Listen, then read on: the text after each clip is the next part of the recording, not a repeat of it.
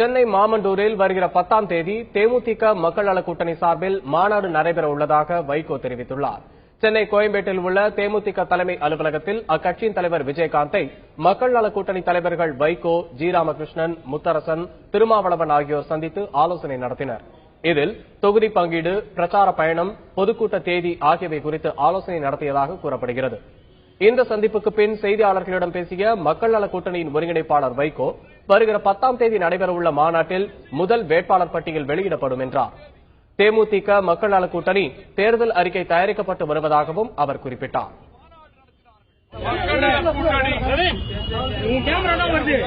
தேர்தல் சிறப்பு மாநாடு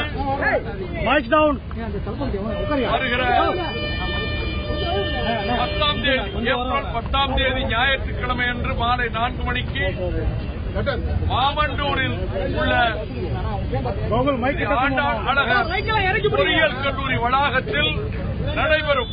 அந்த மாநாட்டில் முதல்வர் வேட்பாளராக சகோதரர் விஜயகாந்த் அவர்களை அறிவிப்பதும், அதுவரை தயாராகி இருக்கக்கூடிய வேட்பாளர் பட்டியல், முதல் பட்டியல், இந்த 5 கட்சிகளின் சார்பில் முதல் பட்டியல் அன்றைக்கு அங்கே வெளியிடப்படும்.